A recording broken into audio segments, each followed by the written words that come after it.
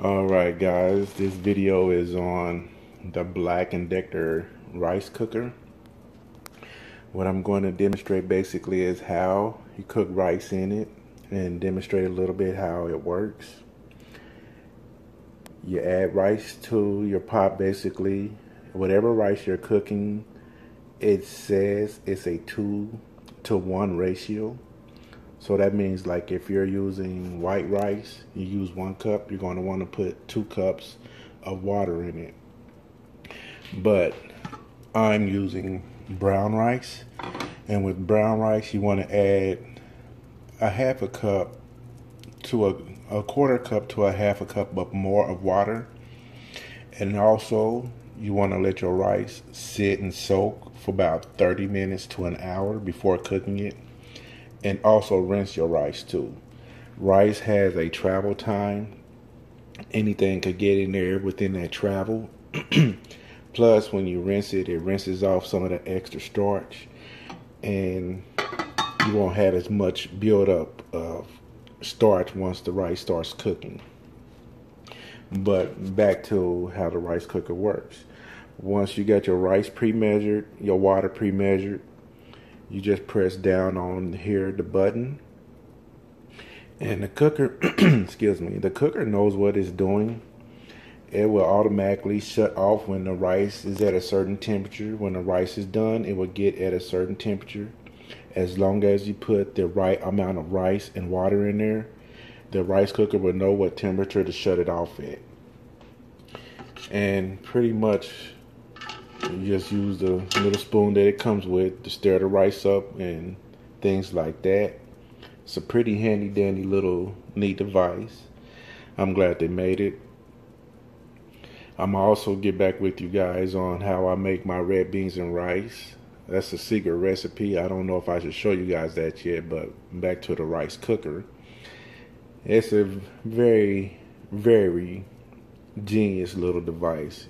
You just set it and forget it, and it'll shut off and keep your rice warm, and it won't burn up the rice. But I will be back once I get the rice cooking and show you how it actually shut off once the rice is done cooking. Alright, now after your rice has finished soaking, before you actually start cooking it, you may want to add like a teaspoon of salt, not a teaspoon, but like a half a teaspoon of salt, just to give it a little flavor in there. Add a teaspoon of salt, and like I said, with this cooker, you pretty much can just set it. With this cooker here, you can just set it and forget it. I'm going to turn this light off so you can actually see the buttons here. Okay, as you can see, I plugged it up now, and the keep warm light is on. It will stay on that as long as the cooker is plugged up. That's why I had it unplugged while I was letting the rice soak. But once you mash down on here, it's going to start to cook. As you see, the red light has come on, and once it's through cooking, this will pop up and it will go to keep warm. And hopefully I can be in here at the time it stops cooking, so you guys can get that, or I can catch that on camera so you guys can see this cooker do its thing. As you can see now, the rice is at a boil, and we're going to let that cook until this little guy right here pops up, indicating that the rice is done and ready to eat.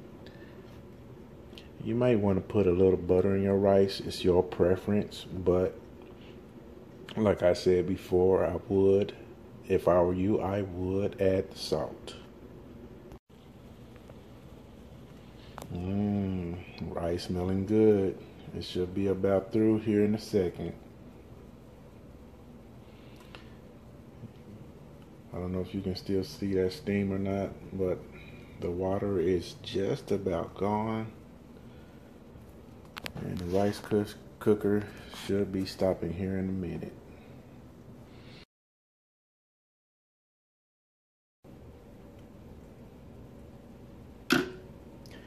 There it is. She's all ready to eat now. I'm going to butter her up. You guys don't actually need to see me butter her up. I just wanted you to see the cooker in action. And there you have it. It's on keep warm. If you like the video, hit like, thumbs up, and don't forget to subscribe. Thanks for watching. On second thought, I actually will show you guys me adding my butter to my rice here.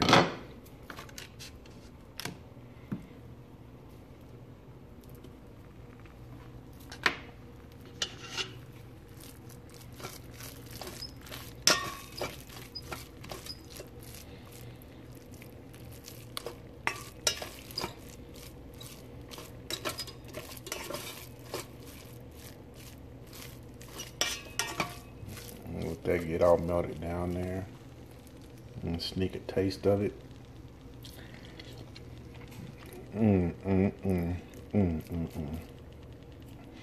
So good I can just eat this rice by itself. Oh man.